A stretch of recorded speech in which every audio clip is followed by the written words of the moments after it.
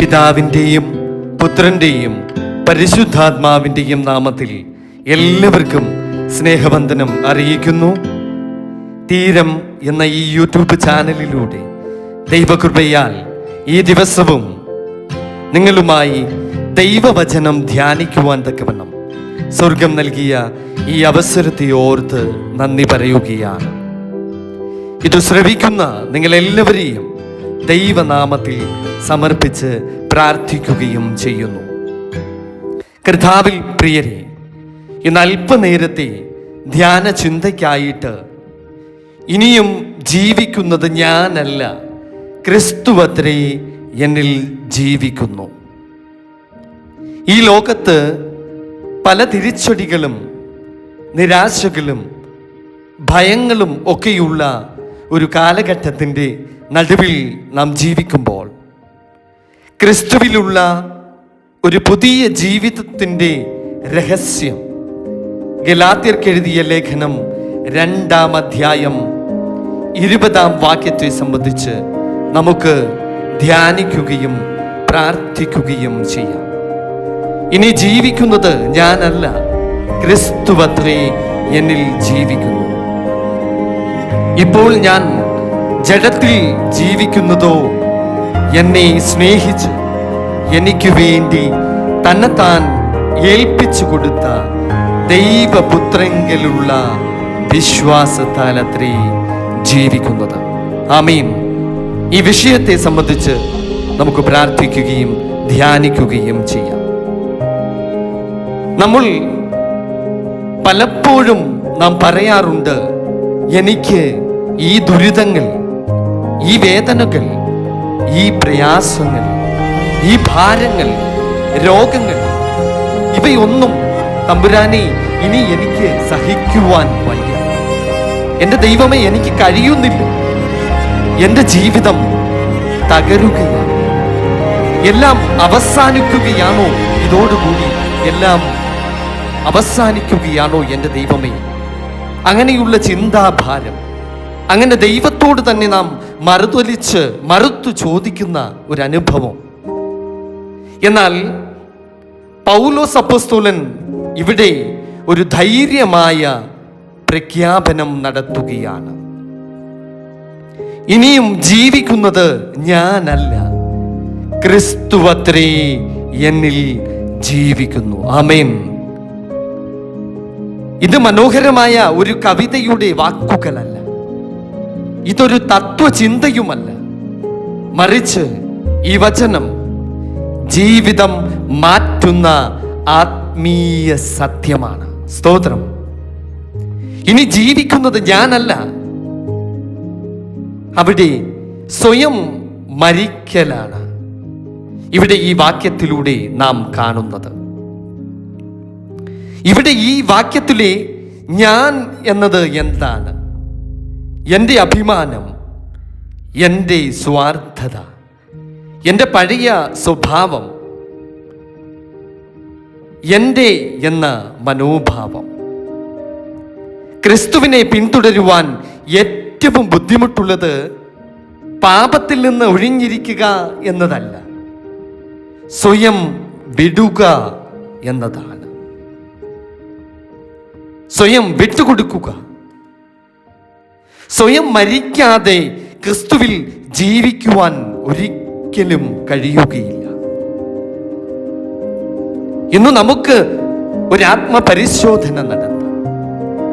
എൻ്റെ ഞാൻ, ആ മനോഭാവം ഇന്നും ആ സിംഹാസനത്തിൻ്റെ ഉയർച്ചയിൽ തന്നെ ഇരിക്കുകയാണ്. ക്രിസ്തു എന്നിൽ ജീവിക്കുന്നു. അതകത്തെ, നമ്മുടെ മനസ്സിൻ്റെ അകത്തെ ഒരു സാന്നിധ്യമാണ്. ക്രിസ്തു നമ്മോടൊപ്പം നടക്കുന്നു എന്ന് നാം വിശ്വസിക്കുന്നു. പക്ഷെ ഇവിടെ പൗലോസ് പറയുന്നു, ക്രിസ്തു ഉള്ളിൽ ജീവിക്കുന്നു എന്നാണ്. എൻ്റെ ഉള്ളിൽ ജീവിക്കുന്നു എന്നാണ്. നാം ചിന്തിക്കുക, എൻ്റെ തീരുമാനങ്ങളിൽ ക്രിസ്തു ഉണ്ടോ?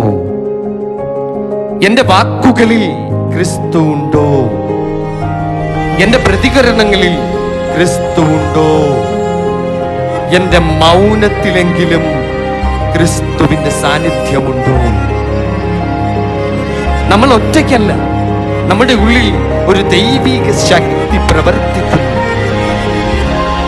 നിങ്ങൾ ദുർബലരാണെന്ന് തോന്നുമ്പോൾ ഓർക്കുക, ക്രിസ്തു നിങ്ങളുടെ ഉള്ളിൽ ജീവിക്കുന്നു. ക്രിസ്തുവാണ് നിങ്ങളുടെ ഉള്ളിൽ ജീവിക്കുന്നത്. ജഡത്തിൽ ജീവിക്കുന്നു എന്ന് പറയുന്നത് അത് ഭൂമിയിൽ നാം ആയിരിക്കുമ്പോൾ ഉള്ള ഒരു യാഥാർത്ഥ്യമാണ്, ഒരു യാഥാർത്ഥ്യ സത്യമാണ്. എന്നാൽ ക്രിസ്തുവിൽ ജീവിക്കുന്നു എന്നത് അതുകൊണ്ട് പ്രശ്നങ്ങൾ, നിന്റെ പ്രയാസങ്ങൾ, പ്രതിസന്ധികൾ ഇല്ലാതെയാകുന്നു എന്നതല്ല അതിൻ്റെ അർത്ഥം. നാം ഇപ്പോഴും ജോലി സമ്മർദ്ദങ്ങൾ, കുടുംബ പ്രശ്നങ്ങൾ, രോഗങ്ങൾ, സാമ്പത്തിക ബുദ്ധിമുട്ടുകൾ, ദുഃഖങ്ങൾ, ഇവയിലൂടെയൊക്കെ കടന്നു പോകുന്നു.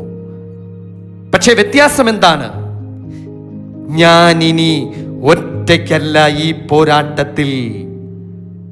ക്രിസ്തു എൻ്റെ ഉള്ളിൽ നിന്ന് പോരാടുന്നു. ആമീൻ, ഹല്ലേലൂയ.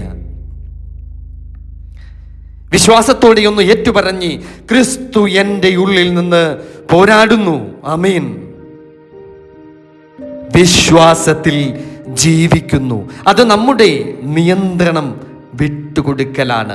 വിശ്വാസത്തിൽ ജീവിക്കുക എന്നത്, വിശ്വാസം എന്നത് എല്ലാം മനസ്സിലാകുന്നതല്ല, എല്ലാം നിയന്ത്രിക്കുന്നതല്ല, എല്ലാം ദൈവത്തിൻ്റെ കരങ്ങളിൽ ഏൽപ്പിക്കുന്നതാണ്. നാം ജീവിക്കേണ്ടത് വികാരങ്ങളാലല്ല, സാഹചര്യത്തിന് അനുകൂലമായിട്ടുമല്ല, ആളുകളുടെ അഭിപ്രായങ്ങളാലുമല്ല, ദൈവപുത്രനിലുള്ള വിശ്വാസത്താലാണ്. ആമേൻ. അതാണ് ക്രിസ്തു എന്നിൽ ജീവിക്കുന്നത്. ഒരു ആശയം കൊണ്ടല്ല, അവൻ എന്നെ സ്നേഹിച്ചു, എനിക്ക് വേണ്ടി തന്നെത്താൻ ഏൽപ്പിച്ചു. നിങ്ങളുടെ വില നിങ്ങളുടെ കഴിവുകളല്ല, നിങ്ങളുടെ പാസ്റ്റ് അല്ല, ക്രൂശിൽ കൊടുത്ത വിലയാണ്. ഹല്ലേലൂയ. എനിക്കും നിനക്കും വേണ്ടി ക്രൂശിൽ കൊടുത്ത വില. ഒരു നിമിഷം നമ്മുടെ കണ്ണുകൾ അടയ്ക്കുക.